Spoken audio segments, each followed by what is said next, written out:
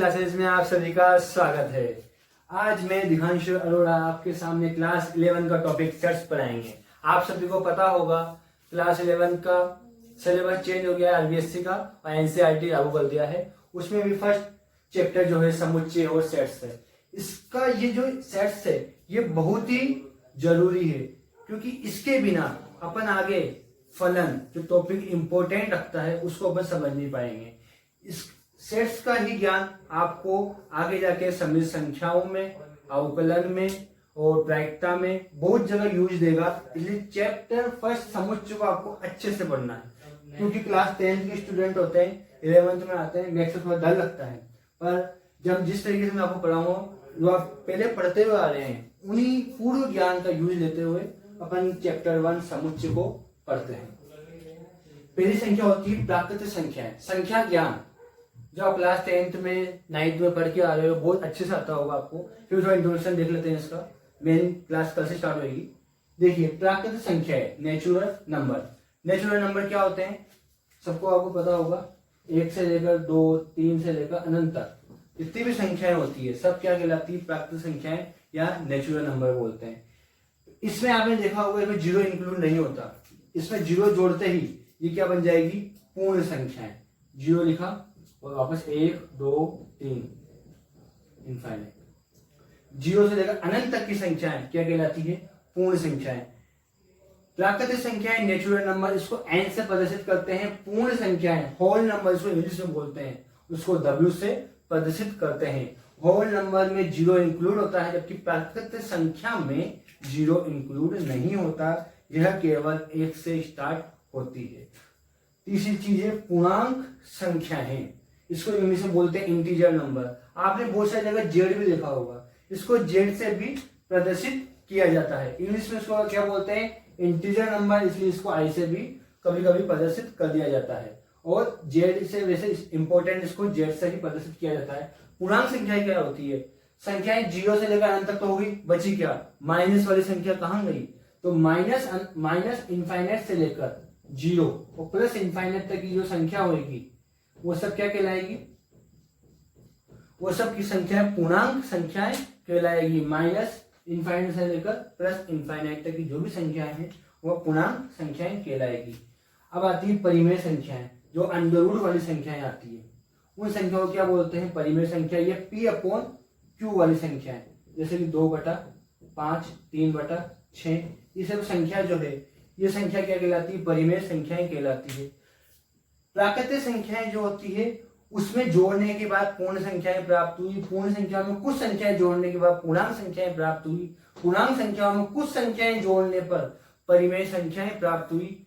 तो ये सब चीजें बढ़ती जा रही है। आगे देखते हैं वास्तविक संख्याएं, रियल नंबर। बहुत बार आपने बोला होगा वास्तविक संख्याएं का, ये वास्तविक संख्याएं हो, तो वास्तविक संख्याएं क्या होती है, जिसमें पॉइंट वाली सारी संख्याएं आने के साथ साथ P/Q परिमेय संख्या भी इंक्लूड हो जाए, पूर्णांक संख्या भी इंक्लूड हो जाए, वो संख्या कहलाती है वास्तविक संख्याएं। जिसे माइनस इनफाइनाइट से लेकर प्लस इनफाइनाइट तक की सारी संख्याएं इसके अंदर आ जाती है वास्तविक संख्याएं में। परिमेय संख्याओं से अधिक संख्याएं वास्तविक संख्याएं कहलाती है। इसमें योग किसका होता है, अपरिमेय संख्याओं का योग होता है। परिमेय प्लस अपरिमेय संख्याओं को योग वास्तविक संख्या कहलाती है। अब मैंने आपको बताया अपरिमेय संख्या क्या होती है। अपरिमेय संख्या मैं आपको बताऊंगा बाद में, अगले लेक्चर में अपन अपरिमेय संख्या को अच्छे से पढ़ेंगे। अभी आपको नॉर्मल इंट्रोडक्शन दे रहा हूं कि परिमेय संख्या क्या होती है। P/Q वाली संख्याएं परिमेय संख्या कहलाती है, और जो वास्तविक संख्याएं होती है वो परिमेय प्लस अपरिमेय संख्याओं को योग होता है वास्तविक संख्याएं। अपरिमेय संख्या में आपको अगले लेसन में पढ़ाऊंगा अच्छे से।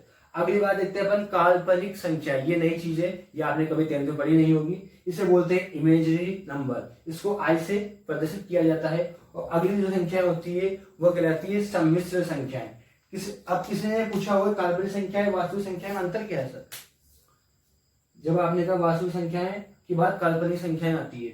रियल नंबर जो भी संख्याएं अपन प्रदर्शित करते हैं, जैसे आपने जो भी अभी संख्याएं पढ़ी होगी 1, 2, 3, 0.004, 0.005, इन सबको वास्तविक संख्याएं बोलती है। इनके अलावा भी संख्याएं होती है जो काल्पनिक होती है। जैसे आपने द्विघात समीकरण पढ़ी होगी सिद्धाचार्य विधि, उसमें बहुत सारे रूल ऐसे निकलते हैं जो काल्पनिक आ जाते हैं।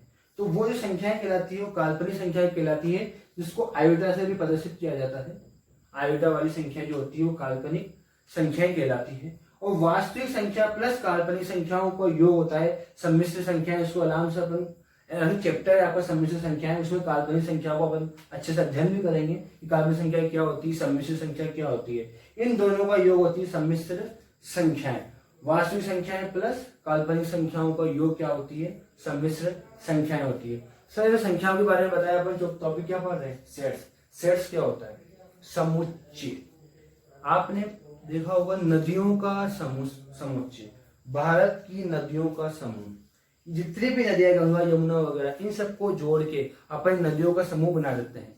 उसमें अपन इंक्लूड वो कर सकते हैं कि बंगाल की खाड़ी में गिरने वाली नदियों का समूह, अरब सागर में गिरने वाली नदियों का समूह।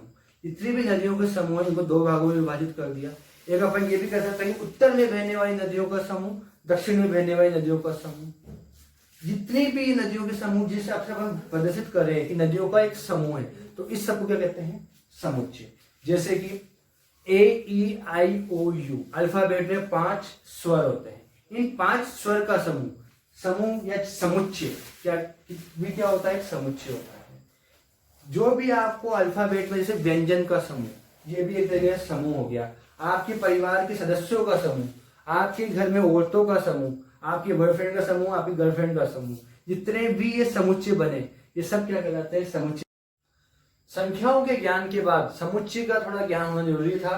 और समुच्चय के बारे में आपको बताया, नदियों का समूह, प्राणियों का समूह, किसी वस्तुओं का समूह। तो अपन परिभाषा क्या कहेंगे, समुच्चय होती क्या है, इसकी परिभाषा क्या लिखेंगे अपन। तो वही बात है, मैंने आपसे कहा था, अपने परिवार के सदस्यों का समूह, उसी वस्तुओं अवयवों का सुपरिभाषित संग्रह को समुच्चय कहते हैं।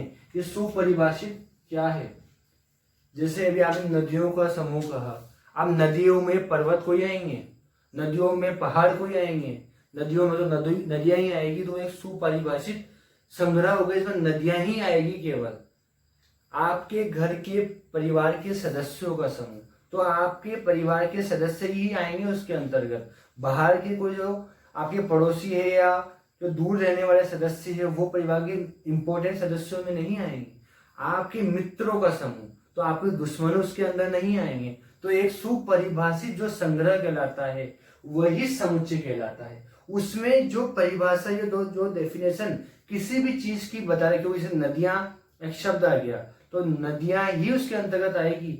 ऐसे ही कोई परिमेय संख्याओं का समुच्चय या कोई वास्तविक संख्याओं का समुच्चय है, तो वास्तविक संख्याओं के समुच्चय में कोई सम्मिश्र संख्या नहीं आएगी। सम्मिश्र संख्या भी आपने समझा, सबसे बड़ी जो लास्ट में मैंने आपको 7th नंबर की बताई थी, वो सम्मिश्र संख्या कहलाती है। और स्टार्टिंग में जो पहला n था वो नेचुरल नंबर या प्राकृतिक संख्या कहलाती है। तो प्राकृतिक संख्याओं के समुच्चय में परिमेय संख्या नहीं आएगी, परंतु परिमेय संख्याओं के समुच्चय में प्राकृतिक संख्या आ सकती है। जो पहले नंबर पे अपने जो पहले नंबर पे प्राकृतिक संख्या पढ़ी थी, और दूसरे नंबर पे पूर्ण संख्या पढ़ी थी, और थर्ड नंबर पे पूर्णांक संख्या पढ़ी थी। तो जो अपना क्रम रहेगा उस क्रम में वो संख्याएं जुड़ती जाएगी। जरा देखना, नंबर सिस्टम में उन समुच्चयों का अध्ययन करते हैं कि क्या होता है। पहले मैं आपको दिखाया नेचुरल नंबर। नेचुरल नंबर क्या था, 1 से लेकर तक की अनंत तक की संख्याएं, वो सब संख्याएं क्या कहलाती थी, नेचुरल नंबर कहलाती है। नेचुरल नंबर में भी कुछ अपन डिफाइन कर सकते हैं, श्योर। 10 तक की प्राकृतिक संख्याओं का समुच्चय, उसमें कितनी संख्याएं आएगी, 10 संख्या आएगी, 1 2 3 4 5 6 7 8 9 10। तो वो 10 तक की प्राकृतिक संख्याओं का समुच्चय हो गया। प्राकृतिक संख्याओं का समुच्चय, तो उसमें अनंत संख्या आ जाएगी, उसको डिफाइन नहीं कर सकते कि संख्या कितनी होगी।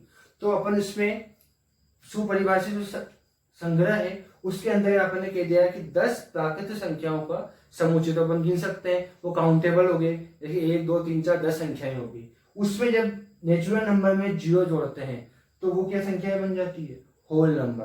तो मैं आपसे क्वेश्चन बताऊं, प्राकृतिक संख्याओं का समुच्चय जिसमें 0 भी उपस्थित हो वह समुच्चय किसका होगा, वह समुच्चय होल नंबर या पूर्ण संख्या का समुच्चय होगा, क्योंकि वो 0 इंक्लूड हो गया। अब W जो होता है होल नंबर, इसमें अपन क्या जोड़े कि Z आ जाए। Z क्या था, इंटीजर नंबर या पूर्णांक संख्या। Z में 0 से लेकर अनंत तक की संख्या आती है, सारी प्लस वाली आती है। -1 -2 -3 संख्याएं कभी भी होल नंबर में नहीं आएगी। तो उन होल नंबर में या पूर्ण संख्या में नेगेटिव माइनस वाली संख्याओं को यदि उसमें प्लस ऐड कर दिया जाएगा तो वो संख्या क्या कहलाएगी, जेड, पूर्णांक संख्या है। तो पूर्णांक संख्या में दो जगह होती है, जेड प्लस और जेड माइनस। बहुत सारे बच्चे कंफ्यूज होते हैं सर जेड प्लस में और जेड माइनस में होता क्या है। ये ऐसी पूर्णांक संख्या है जो पॉजिटिव होती है। पॉजिटिव में क्या जीरो गिनेंगे, क्या जीरो गिनेंगे? आप कमेंट करके बताना जीरो गिनेंगे या नहीं गिनेंगे, अगली क्लास में बताऊंगा। जेड माइनस नेगेटिव, जितनी भी नेगेटिव संख्याएं होती है, नेगेटिव कौन सी, पूर्णांक संख्या है, पी बटा क्यू वाली संख्या नहीं, ओनली पूर्णांक संख्या है। किसमें गिनेंगे अपन, जेड में गिनेंगे, माइनस, जेड माइनस में गिनेंगे और इन दोनों को जोड़ के जेड बन जाता है। अगली बात करते हैं अपन क्यू। क्यू क्या था, परिमेय संख्याएं, पी अपॉन क्यू, 2/3, 3/2, 6/5, 5/4, जितनी बटे वाली संख्याएं होती है, भिन्नात्मक संख्याएं, सब क्या कहलाती है, सब क्या कहलाती है, परिमेय संख्याएं, रूढ़ वाली संख्याएं। रूढ़ वाली संख्याएं परिमेय भी हो सकती है, अपरिमेय भी हो सकती है। रूट 4 इसका मान करता है 2, तो ये क्या हो गई, परिमेय संख्याएं होगी। रूट 2 इसका मान क्या होता है, 1.2 जो ऊपर रहेगा, तो ये क्या होगी, परिमेय संख्या होगी, अपरिमेय संख्या होगी, भी कमेंट में बताइएगा, पर इसका आंसर मिलेगा। क्यू में जब जेड क्या था, पूर्णांक संख्या है, इन दोनों को जोड़ दिया जाएगा तो क्या बनेगा, रियल नंबर का समुच्चय बनेगा जिसमें वास्तविक संख्याएं आएगी। वास्तविक में भी अब आगे बढ़ोगे, कहीं कहीं आर प्लस लिखा होगा, कहीं आर माइनस लिखा होगा। तो आर प्लस क्या होती है, वही बात जो मैंने आपको पहले बताई, पॉजिटिव रियल नंबर्स का सेट जिसमें ओनली पॉजिटिव या प्लस वाली संख्याएं, धनात्मक संख्याएं, वास्तविक धनात्मक संख्याओं को समुच्चय होगा, आर प्लस कहलाएगा। और आर माइनस जो है वो ऋणात्मक वास्तविक संख्याओं का समुच्चय कहलाएगा। इसमें आई जोड़ दें, आई क्या था, मैंने आपको बताया था कि जेड ही से ज्यादातर पूर्णांक संख्याओं को प्रदर्शित करते हैं, पर इसको बोलते क्या है, इंटीजर नंबर। कंफ्यूज मत होना, ये आई जो थी ये इमेजिनरी नंबर थे, इसको बोलते हैं काल्पनिक संख्याएं, और इसे आई से ही प्रदर्शित करते हैं। कभी कभी आपने ये आई के आगे ऊपर बिंदी रखी होगी, इसे बोलते हैं आयोटा। क्या बोलते हैं, आयोटा। तो जब इमेजिनरी नंबर रियल नंबर में ऐड हो जाएगी तो क्या बन जाएगी आपके सामने, सबसे बड़ा सेट संख्याओं का कॉम्प्लेक्स नंबर। इससे बड़ी संख्या भी होती है, बट सबसे बड़ी जो आपकी संख्या है वो आपके x plus iota y complex number है। नंबर सिस्टम में सबसे बड़ा जो अभी तक नंबर सिस्टम का समुच्चय क्या होगा, कॉम्प्लेक्स नंबर। सबसे छोटा कौन सा होगा, and natural number. Thank you, like कीजिए, शेयर कीजिए, आपको पसंद आए तो आप दोस्तों को बताइए कि एक विजन क्लासेस एक ऐसा चैनल है जो फ्री ऑफ कॉस्ट आपको पूरे एक्सरसाइज सहित एनसीईआरटी का सिलेबस कराएगा। मैथ्स ही नहीं, फिजिक्स, केमिस्ट्री, बायोलॉजी और मैथमेटिक्स, हर सब्जेक्ट आपको डीपली और अच्छे से पढ़ाया जाएगा। आपकी एक्सरसाइज करवाई जाएगी, आपके जो डाउट होंगे वो हमारे को कमेंट करके बताइए, क्लियर कराए जाएंगे। हमारे द्वारा आपकी पीडीएफ डाली जाएगी, थोड़ी दिनों में तैयार हो रहेगी, वो भी डिस्क्रिप्शन में आपको मिल जाएगी, वहां से आप डाउनलोड करके उनको पढ़ सकते हैं।